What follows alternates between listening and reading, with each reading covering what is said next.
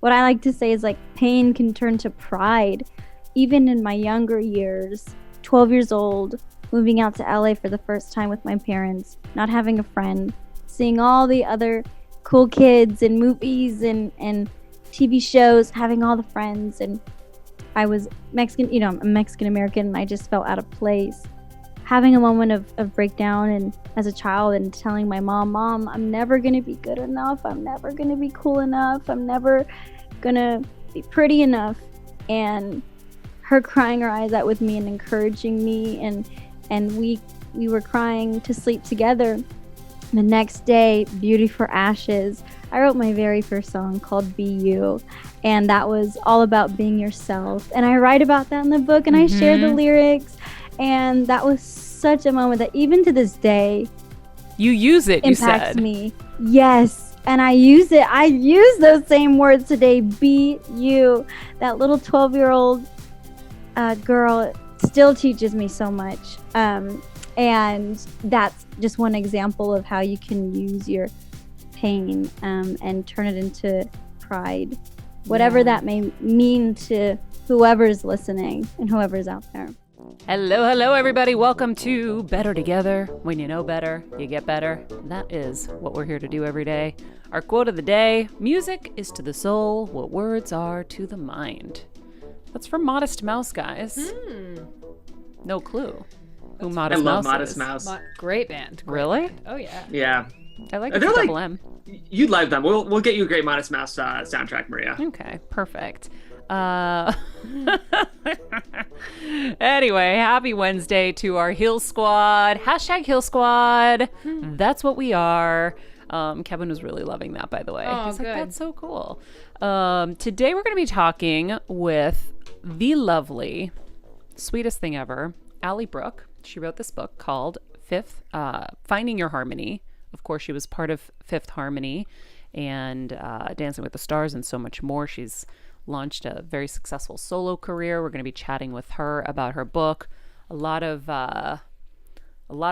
personal moments of having to overcome things and her journey, and it's never easy, guys. So it's always nice to hear that you're not the only one that is struggling.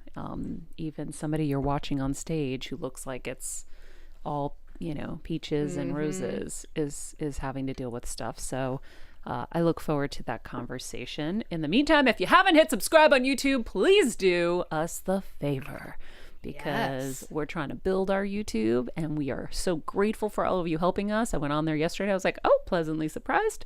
We're going up. Right. But that will ensure you never miss a show either. So you'll get those little notifications that, Ally Brooke's going to be on, or, whoever in this world we decide to book. If you haven't joined us on Patreon, this is the time, guys. You don't want to miss out. We are building our Heal Squad. We are building our community in so many different ways. 1, you get ad-free content. Cool. 2, you get extra content. Even cooler. 3, we are building our workshops, our healing seminars, all of these amazing, really intimate experiences with the incredible guests we have on the show. You get to have not just a front row seat, but you get to be interactive with these guests, which is huge. Of course, we have our Instagram account. That's really our hub for all of us to get together and share what we're learning, share what we're liking. We're putting on quotes from our guests. We're putting on extra content in there. So join us. It'll be a fun, positive addition in your feed. Mute out all the bad shit. Keep the good shit. We're going to be part of the good shit. Dang right. And so I have some important stuff to share with you guys. If you can see, my hands are slightly orange. Oh my gosh. I'm going to share why. So as I try to perfect my self-tanning situation, realizing that the quick tan stuff I was using was absolutely hurting me in the most massive of ways. Like in terms of, just giving me nasty side effects. I have been going into the clean realm, as you know, if you've been listening to the show, in skincare and all of that. And so I've used Vita Liberata so far, and I really like that, and that's pretty clean. I think it's super clean, right? Vita Liberata. Are you okay over there?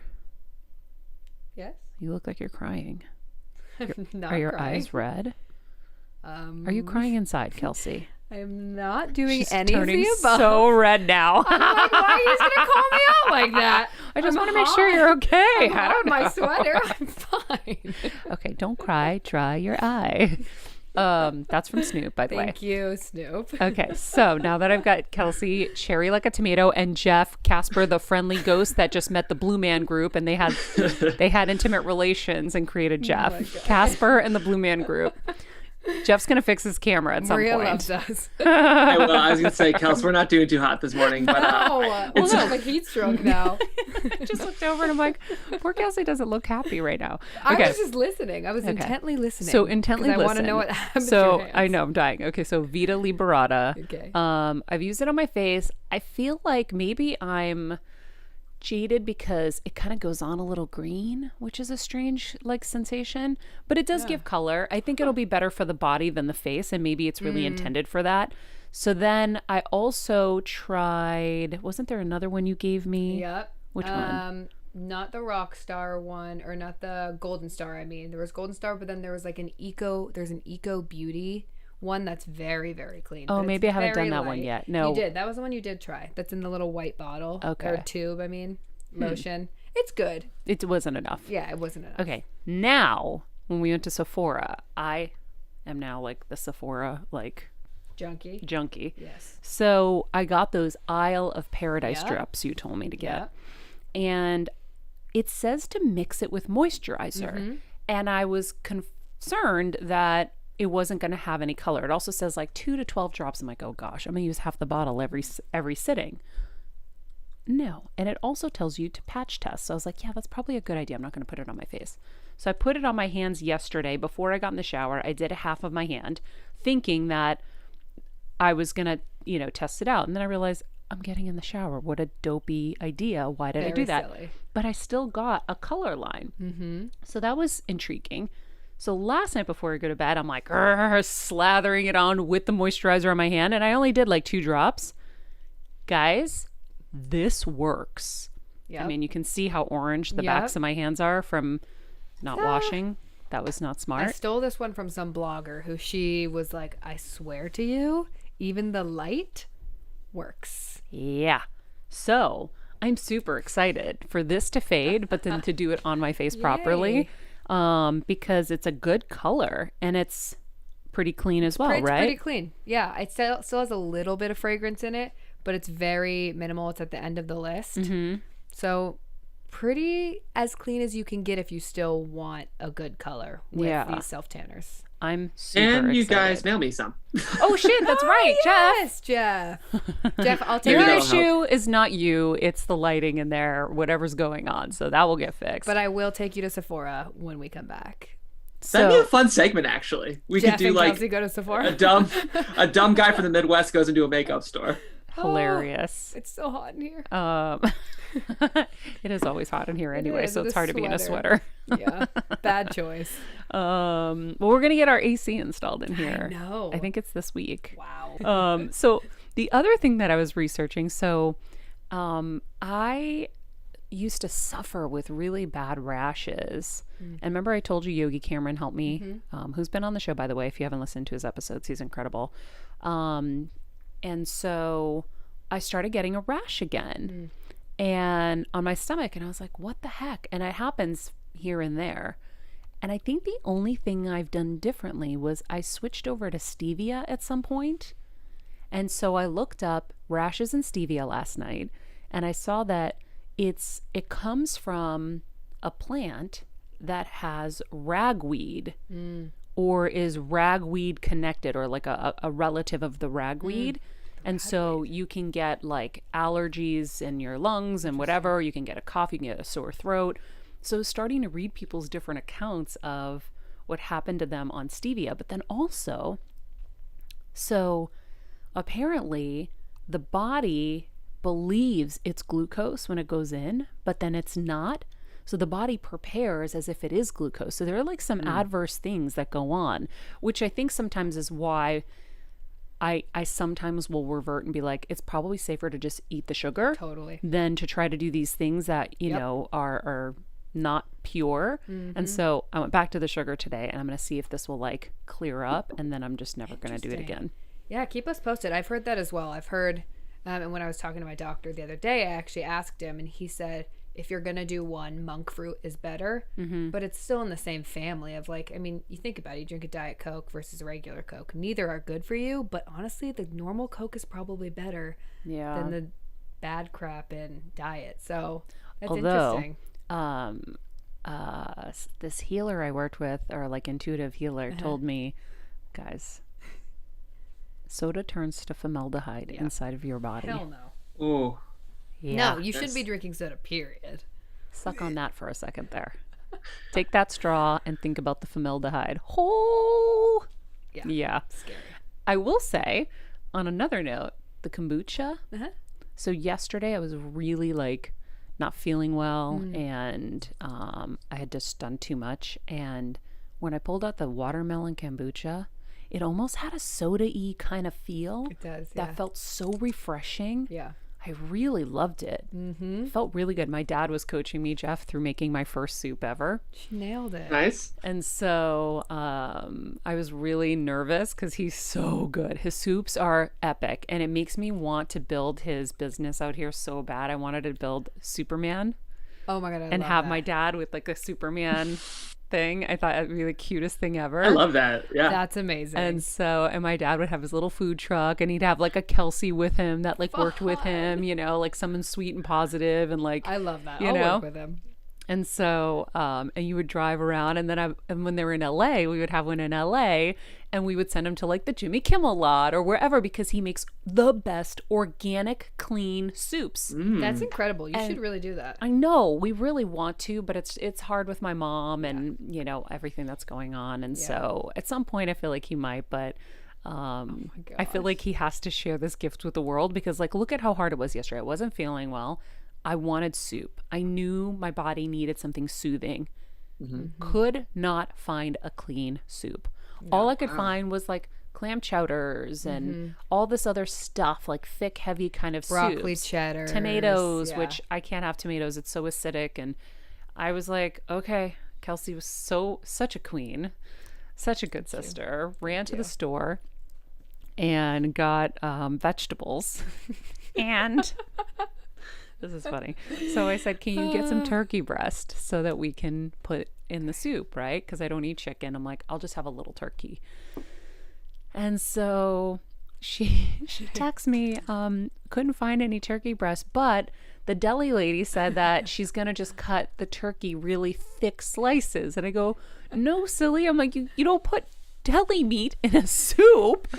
So I call my dad. He literally laughed out loud hysterically. No, Maria. And then he goes, wait a second, Maria, you know what? And so he told me to like chop it up in cubes. He goes, it'll be fine. So we made it. I made my first soup. It wasn't perfect, but it was good. It was good. I was too scared with the salt. I needed to actually put some more salt in, but it was really exactly what we needed. And the turkey wasn't bad. Yeah, it wasn't bad. And it was funny because really in the end, it did save the day. It did save the day. Because Maria was dying slowly, right? And she needed something. And so she can't, you were on the phone. We were FaceTiming. Maria comes downstairs with like a cracker and a piece of turkey after being like, Kelsey, what the heck? Why did you get this? It was like a 2-inch slice of turkey. And it's just me like... And I was like, that's right. Like a caveman eating this big slab of turkey with like a cracker. Turkey saved the day at the end of the day. I want you to just see this visual because I'm laughing at myself upstairs. And so... so bless the turkey. Yeah, bless the turkey. It was good. All right. Well, let's get to our interview with Ally. I'm so excited. She is one of the world's foremost leading female pop stars. First amassing a slew of awards as a member of Fifth Harmony, and then embarking on her own solo career, releasing the Billboard charting songs, including Low Key, which I love, No Good. Now she's released her first ever book titled Finding Your Harmony. Ally says her memoir is for all the dreamers out there seeking hope. Ally, welcome to the show. Thank you so much. How are I'm you? so happy to be on, and hearing your intro was awesome. I'm so glad you love low key. Oh my God. I just went through a deep dive of all your songs that you've done solo, and I'm like, they're so good. And I wonder Thank you. if you attribute that to the fact that you're writing them, because I don't think you were you writing with Fifth Harmony? So on our very last album, we were, and that was great. But now it's a different story. You know, being on my own, singing about what I want to sing about. You know, empowering, uplifting, positive songs that everyone can listen to.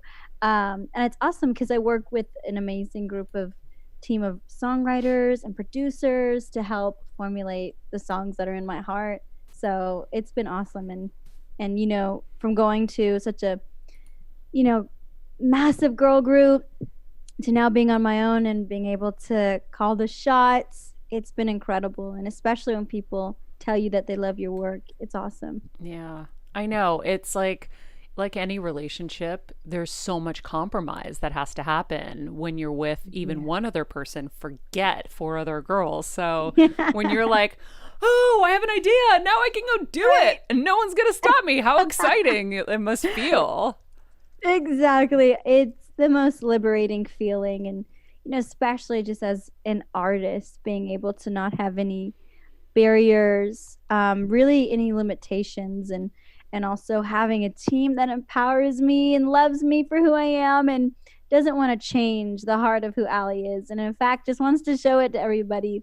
It's a blessing. So I credit my team and those around me. Was it hard to find this team? Yes. It was so challenging, girl. So I talk about it in my book, you know, transitioning from being in Fifth Harmony to the moment that, you know, we disbanded, and kind of processing that to being on my own. And before Fifth Harmony, you know, I was pursuing a solo career since I was 12 years old, so for many years. So that was always a dream.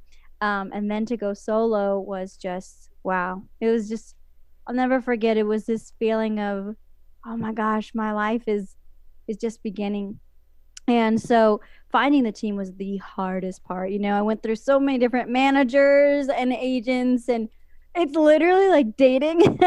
You have to basically bare your soul and hope that this person's the one.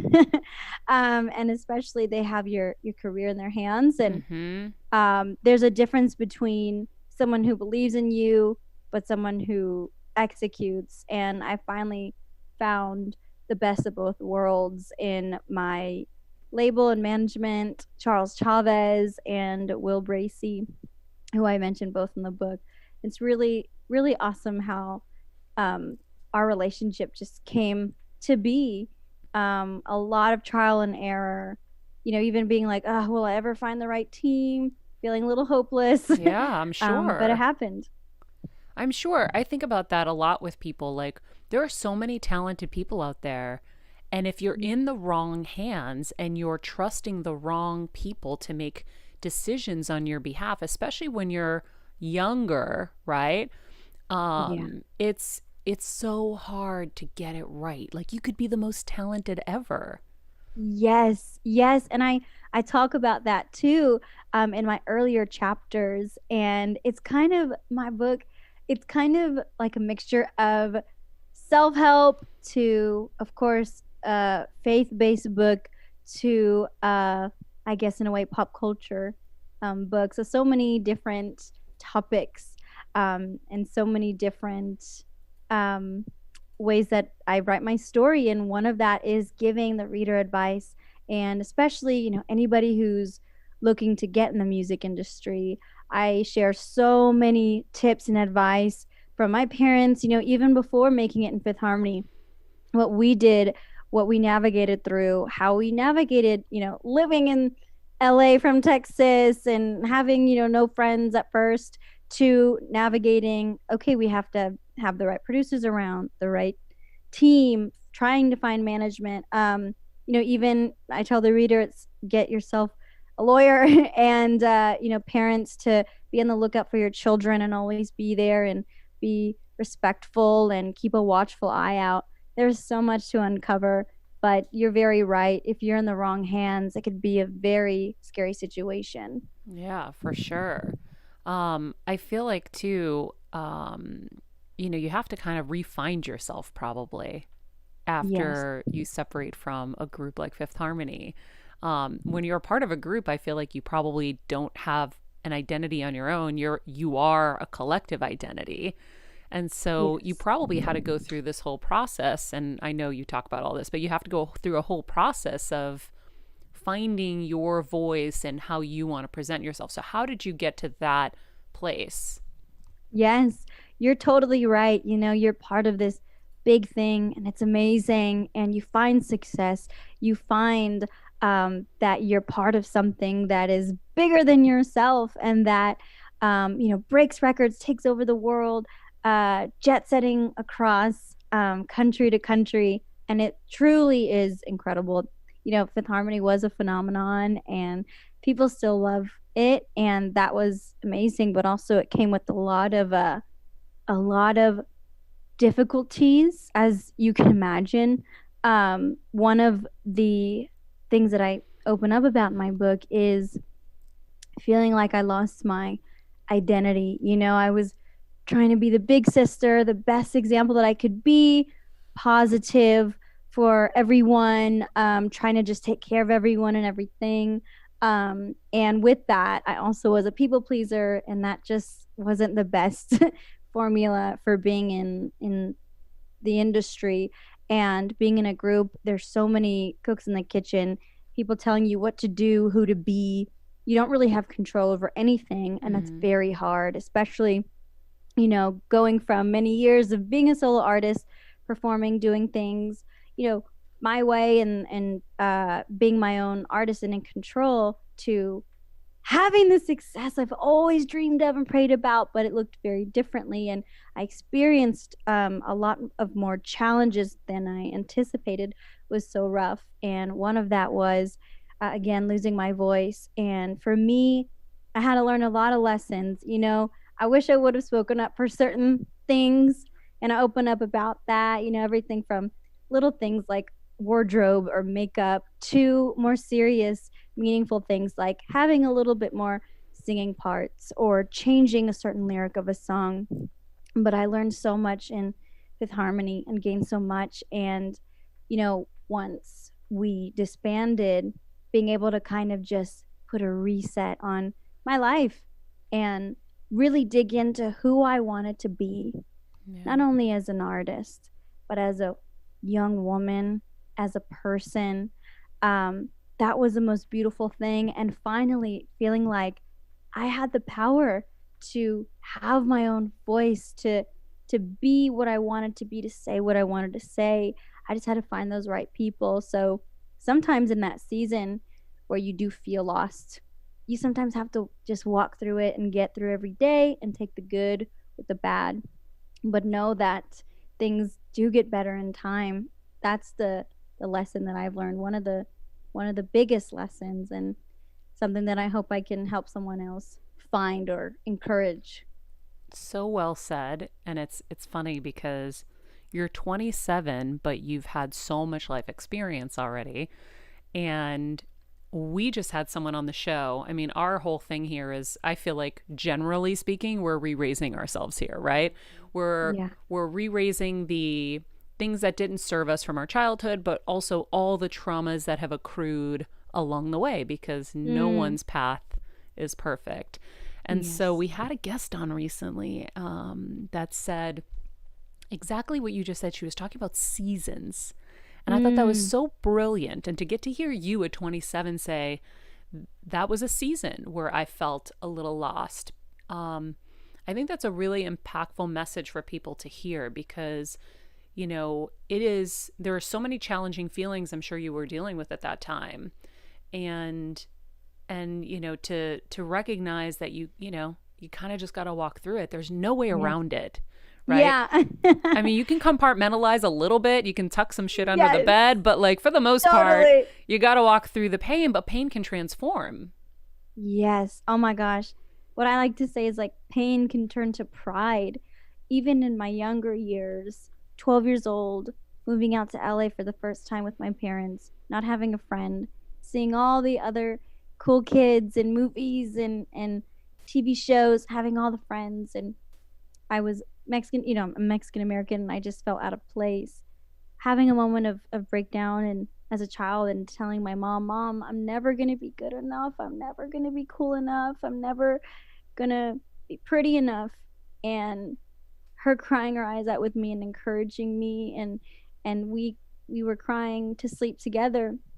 The next day, Beauty for Ashes, I wrote my very first song called Be You, and that was all about being yourself. And I write about that in the book, and I share the lyrics, and that was such a moment that even to this day You use it, you impacts said. me. Yes, and I use it. I use those same words today. Be you. That little 12-year-old girl still teaches me so much. And that's just one example of how you can use your pain and turn it into pride, whatever Yeah. that may mean to whoever's listening and whoever's out there. It's interesting because I wrote down here, when I'm doing my research, I'm kind of like looking at everything. I'm reading the book, I'm looking at social media, Yeah. I'm reading the stories along the way. And I wrote two things down that I thought would really help people. And it was talking about rejection Yes. and not good enough. I was like, she didn't feel and probably still doesn't feel 100% good enough, because I think that's the journey a lot of us have to go on for a long ass time A long time, girl. before we get there. And I was like, I feel like a lot of people look at celebrities and think, oh my God, they have it all. But Yes. it's not the case. There are so many challenges hidden behind those smiles. Oh, yes. And that's what I tried to tuck away, especially the fans would lovingly call me the sunshine of the group. And I really wanted to live up to that name. I wanted to, in my mind, what I thought was just be strong and keep it together and pretend that everything was, perfect and all right. But through writing my book, getting this chance to share my stories and my pain to help somebody else, that's the most beautiful thing, because it doesn't matter who you are or what your job is. We've all felt insecure. We've all felt lonely. We've all felt helpless. We've all needed a miracle or prayer or help. So just showing people that it is possible to make it to the other side, even when you feel like you're not or you don't want to. It is possible. And for me, my faith was a thread that held me together my whole life. Yeah, I can tell. I mean, everything I was reading, I know your faith is so, I mean, it's even on the cover of the book, but Yeah. when I look at your kind of journey, I feel like even with X Factor, there was elements of that where you felt rejected, right? Like, because instead of celebrating you, you share in the book, they mocked you. And then I feel like there's that through line in your life where mocking has been an issue. Yes. And You're absolutely right. And I just kept watching the through line, and I was like, even to Dancing with the Stars, you were afraid to do Dancing with the Stars because you were afraid they were going to make fun of you. And what's amazing is, I mean, I want to talk about those kind of feelings to help connect for people, but then when I saw you do your paso, I mean, I could cry right now. It was crazy amazing, because I saw this girl just completely like throw all of it away, and it was like this new human was being born in that moment. I don't know how else to explain it. Thank you so much. That's exactly how I felt. And I just want to thank you for understanding me and my story. Some people may not. Some people may try to focus on other things and negativity and drama, but you focus on my story. So I just want to, first of all, thank you for that. You're welcome. Because it is a journey that I've been on my whole life. And on Dancing with the Stars, to have that moment where, like you say, I throw that all away, and I became who I always wanted to be, this fortress, this powerhouse, showing the world my true potential and capability, when so many people told me that I would never amount to anything, people don't care about me, I'm not good enough, all these horrible things. And then, of course, dealing with that rejection my whole life, and still hanging on and fighting through and believing that one day I'll get my shot, I'll get my redemption. And you just see that on the show in that moment, and it's beautiful and powerful and something that I can't describe. Thank you so much. You're welcome. Thank you. I want to give you a hug right now. It really means a lot. Yeah, well, I felt it. I feel like, it's hard because the business is hard enough, right? Yeah.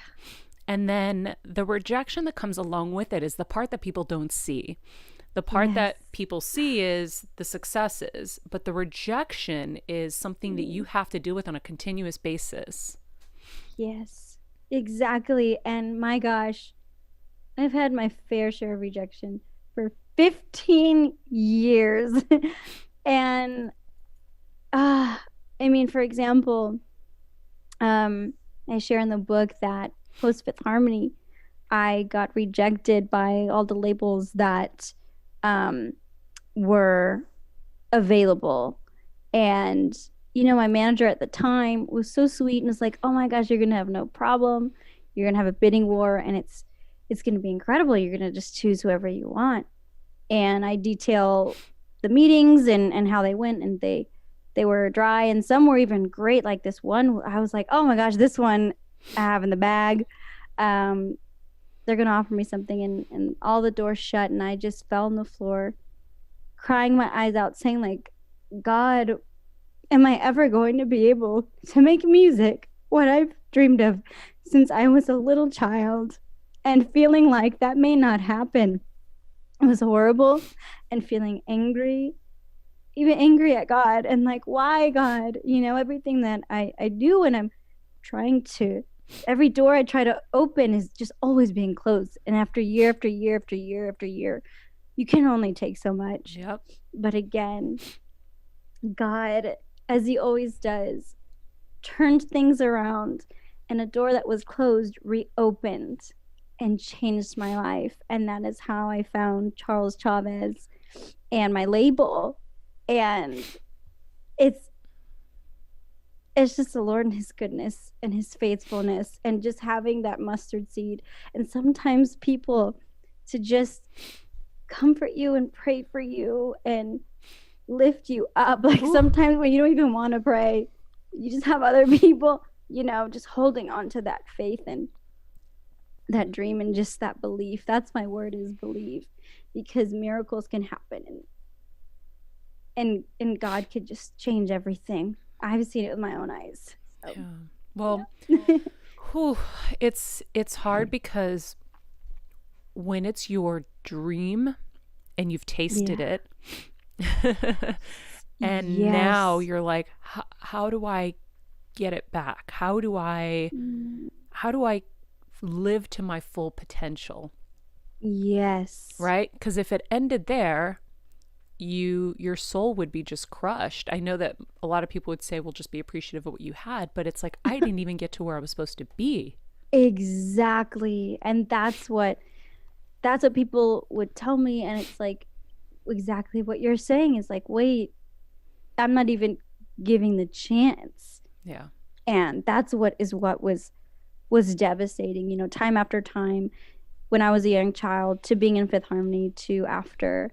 But praise the Lord, I'm here today, sharing my story, sharing that I overcame that it is possible, that like what man can close, God can reopen. Ooh. And it's just him and what he's done. And that's my true purpose for this book, is to write for all those little girls and boys and maybe adults or even grandmas who felt like I did or who feel like I did. That's my purpose with the book. You never lose unless you quit. That's my favorite quote from my Yes. favorite Oh, I wrestler. love that. You I never love lose that. unless you quit. So you got to keep Mm, fighting, and you kept yes. fighting, and that's why you're here. I wonder, were you hesitant? Were you scared in different moments in this journey to share things? Yes. I was really nervous. There's quite a few things in there.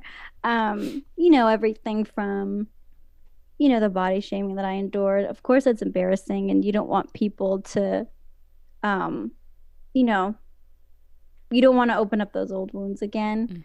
Or call more And also, attention to things that because the fear is you'll get yes, more of it, right? yes, exactly. But also knowing that, hey, this story is going to help so many people feel validated and feel confident and feel comfortable in themselves and their skin. I remember, I think I shared something about body positivity, and even that alone just helped like so many girls, and they wrote me messages on social media or in person saying like, you helped me to accept myself and my body. That is so awesome. You don't even understand. But yes, everything from even my personal choice to saving myself from marriage, I was super nervous about that. That's something that is not generally accepted or celebrated in Hollywood. So of course I'm going to think, oh man, I'm setting myself up here.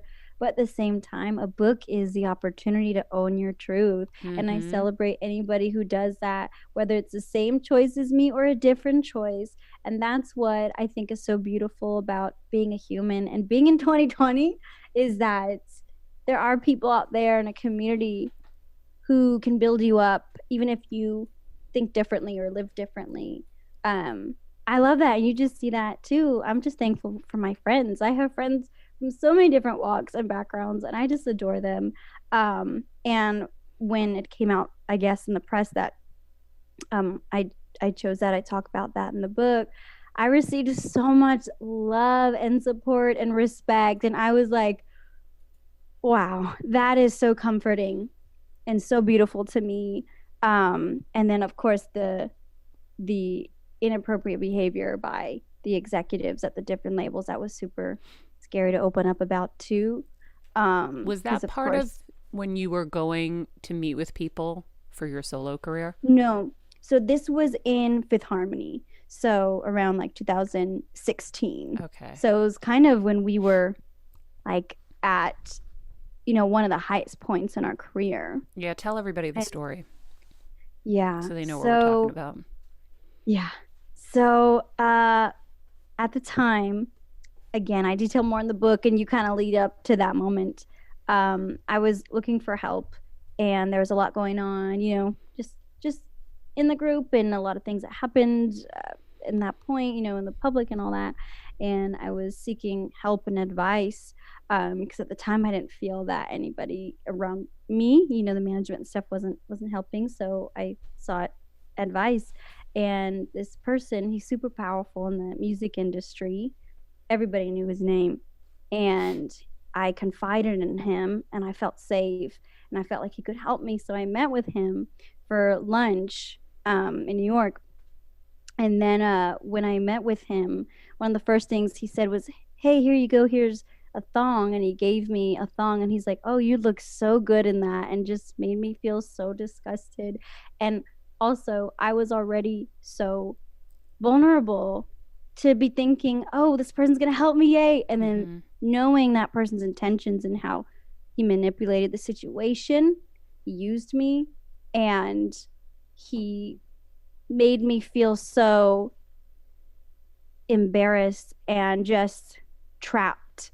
It was awful. And then another time, he texted me to come to his hotel room, and obviously, where that's going. And I didn't text him again. I didn't text him back. Um, and at the time, this person is a super powerful music executive. So you're thinking, oh my gosh, is this person going to lie about me? Mm-hmm. Is this person going to blackball me? Is this person going to make sure I never work again. Is he gonna tell like my record label anything or try to manipulate something? Or you just think all these horrible thoughts because at the time people weren't being held accountable, but now it's a different story, and that person is really just not working in the industry. So I was just going to I ask, felt, has he been Me Too'd yeah, yet? yeah, Yeah. yes. And I knew it. I'm like, there's no way I'm the only one. Yeah. And it's horrible and disgusting. But again, that was, even though I shouldn't have been embarrassed or ashamed, I still somehow felt that. It's a very, How could you not? You're at yeah, lunch with this super powerful person, vulnerable, asking yes, for help, and this is where their head's at. I mean, you probably yes, didn't even know how to handle yourself in that moment. Like I would have no, been in complete shock. My body would have frozen. yeah, And then that's later I would have literally how said, I "Why felt. didn't I knock him out?" Right? I know. Now I'm like, ooh, I wish I would have. But feeling that fear and that anxiety, um, and especially at that time when things were happening that you would hear about, and oh, that's just so and so, and it was accepted, Hmm. which is so awful and disgusting. And I cannot imagine the women and people who have gone through that situation and have felt trapped, that has become a nightmare for them. So that's why I opened up to be a voice, and I was super scared. And I almost said, I told my management, my publishers, like, I don't know if I'm comfortable putting this in fully. I'm on the fence, but this is what happened. And I just decided to keep it in there. And I was encouraged that, hey, this could help so many people and women Hmm. to be on alert, be on guard, and to know that you do not accept that, and you do not fear these disgusting people. Did he ever reach out to you No, again like after since the book, yeah, no, mm-mm. yeah. I'd be curious. Or Thank even after he God. got Me Too'd. You never know. Yeah, you never That's know. interesting. But no, I have not heard from that person in like So years. So after that happened, I wonder, did it change you? Were you scared to interact with a lot of these people that even you were hearing, oh, that's just them, that's what they're like? Mm, How did you protect yourself? yeah, I mean, that's a really good question. I feel like I kind of just knew to be on alert since then and be very careful with who I interacted with, who I opened up with. I definitely learned that lesson the hard way. So yeah, after that, there was already this how do you say, like, this perception of having to be careful with what you say and who you can trust, but Mm-hmm. that definitely put it on high alert. And again, as you see in the book, I'm so close to my family, and I have a lot of friends who I know I can trust. Some who are in the music industry, and some who are not, who are just from Texas, or people I met at church, who I've formed and trusted. And knowing that I had them, and um, having them to talk to and turn to was really, really comforting. But yes, after that, I definitely was guarded. Yeah, I imagine. What do people not know about Mm. celebrity and fame and success that you would like to share? Oh, wow. There is so much. You know, I always, I obviously want to encourage everyone to go for their dreams, and if they have a passion for music, to follow that, but to be really careful. There is so much that goes on, from obviously that to abuse of power. People do uh, bully you and demean you and try to twist things and tell you that you're not good enough, or all these things, and they'll attack you for your beliefs and your values. They'll say that you're not, um they'll basically just try to break you. And um also, there is a lot of online bullying that happens, and a lot of people's words, some are awesome, and so encouraging and uplifting, but some are very, they can really hurt. So kind of understanding that, I don't know. I don't It's funny. but I don't consider myself a celebrity. I just call myself like an artist or a singer. But singers and actors and entertainers, they're people and humans. And yes, sometimes you're not going to agree with someone, and that's totally fine. But you don't have to be mean. I mean, unless that person's like, well, no, even not. Sometimes, like the Bible says, turn the other cheek. But just knowing that your words have impact, whether you are in a label or whether you're behind the screen, just uplift people, because sometimes people need it more than you think. Mm. And you're working on your first feature, right? Are you currently in Atlanta right Yes. now? Yes, I am in Atlanta shooting Starring my in a first movie. film. Yes. Oh my gosh. It is such a dream in my heart. And I just posted about it on Instagram yesterday. So now, people know. And so it's starring me and Kelsey Grammer, who I'm actually about to meet him literally after this, I think. So I'm filming right after your interview. I'm going to set, and I'm a huge fan of him. He's such a legend, and I've heard Yeah. he's just an incredible human being. So that's an honor for me. My first film to be with someone so Mm-hmm. prestigious as that. And then also I love my other co-star named Taylor Gray. He's just absolutely incredible. The whole crew, the whole cast is just, it couldn't be more of a family and more perfect and more special. And the film and the script, it's a drama on the male lead's journey to redemption with his father, and their estranged relationship, and a journey to follow his own dreams of being a professional soccer player. But it's such an incredible story that hits home for me on a lot of different areas. And to be behind a project that has such personal meaning to me and has such a purpose. It talks about mental health, and it talks about so much. It's so special. I know the day that we wrap, I'm gonna just cry like a baby, Mm-hmm. because this is one of the most beautiful things I've been a part of, and a dream since I was 12. So it's beautiful. I can't wait for y'all to one day see it. I can't wait to see it too. I feel like you're one of the few productions in I know. play. So, I mean, and Yeah. and also, here's the other thing. Like I always say, life's happening for you, not to you, right? It was Love that girl. I learned it from Tony Robbins, and it has guided Yes, me he's through. awesome. It's been my like guiding set of words. Life is happening for you, not to you. Imagine you might have been on tour right now. If I'm not wrong, you might have not Yeah. had this opportunity to act in your first film. Wow. Wow.